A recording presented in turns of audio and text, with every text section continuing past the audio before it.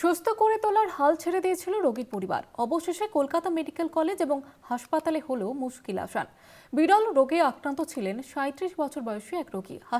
হাসপাতালের respiratory medicine বিভাগে ভর্তি করা হয়। মেলে যথাযথ চিকিৎসক এবং সরকারি হাসপাতালের ভূমিকায় কৃতজ্ঞ রোগীর পরিবার। আমরা যে হাসপাতালে দাঁড়িয়ে রয়েছি সেই হাসপাতালের নাম আমাদের সকলেরই জানা, অর্থাৎ কলকাতা মেডিকেল কলেজ এবং হাসপাতাল। এবং কলকাতা মেডিকেল কলেজ এবং হাসপাতালের যে চেস্ট মেডিসিন, সেখানে কিন্তু এক বিরল রোগের চিকিৎসা হলো। অর্থাৎ আমরা বলতেই পারি যেই রোগ নিয়ে রোগী এসেছিলেন সেই রোগের কিন্তু বিনামূল্যে চিকিৎসা হলো। এবং এই ফাঙ্গাল ইনফেকশন কিন্তু খুব বিরল বলেই জানাচ্ছেন চিকিৎসকেরা। এই ধরনের ইনফেকশন সাধারণত দুর্বল রোগ প্রতিরোধ ক্ষমতা সম্পন্ন ব্যক্তিদের মধ্যে দেখা যায়। তবে এক্ষেত্রে এই ধরনের কোনো সমস্যা ছিল না রোগীর। ফুসফুস সহ শরীরের বিভিন্ন জায়গায় ছড়িয়ে পড়ে সংক্রমণ।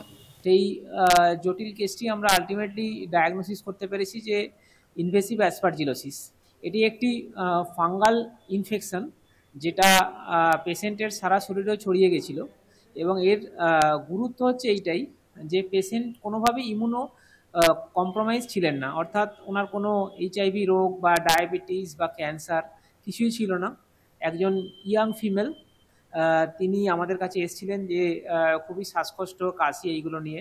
এখন পেশেন্ট ওয়ার্ডে আছেন এবং অক্সিজেন বাইপাপ কোনোটাই লাগছে না এবং পেশেন্ট আরোগ্যের দিকে। রোগীকে সুস্থ করার জন্য প্রয়োজন হয় মেডিকেল বোর্ড গঠন করার। উন্নত মানের অ্যান্টিফাঙ্গাল ওষুধের ব্যবহার করা হয়। ভালো আছি, এখানে ডাক্তাররা সত্যি আমার নতুন জীবন দিয়েছে। বাঁচার আশা ছিল না আমার, অনেক আশা ছেড়ে দিয়েছিল। আর্থিক অবস্থা ভালো নয়। বেসরকারি জায়গায় চিকিৎসা করাতে গিয়ে প্রায় সর্বশান্ত হয়েছেন। সরকারি হাসপাতাল ছাড়া আর কোনো গতি ছিল না এই রোগীর পরিবারের। সরকারি হাসপাতালে বিনামূল্যে উন্নত মানের চিকিৎসা পরিষেবা পেয়ে আপ্লুত রোগীর পরিবার। গেল 4 মাস ধরে ভুগছিল শ্বাসকষ্টের জন্য। আইসিইউতে ছিল 1 মাস। আমাদের এই মেডিকেলের ডাক্তারদের কথাবার্তা, ওদের অক্লান্ত পরিশ্রমের জন্য আজকে আমার রোগী সুস্থ এই মেডিকেলে এসে। খুব হেল্প করেছে ওরা, খুব হেল্প করেছে ওনারা, এর কোনো তুলনাই হয় না। আজকে আমার রোগী সুস্থ, আমি এখন রোগীকে বাড়ি নিয়ে যেতে পারি খুব তাড়াতাড়ি।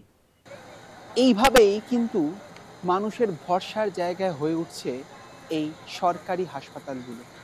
এরকমভাবেই কিন্তু চিকিৎসার ব্যবস্থা রয়েছে সরকারি হাসপাতালগুলো, কিন্তু শুধু প্রয়োজন ঠিক সময় চিকিৎসকের কাছে পৌঁছানো। রমিত বন্দ্যোপাধ্যায়ের রিপোর্ট, কলকাতা টিভি।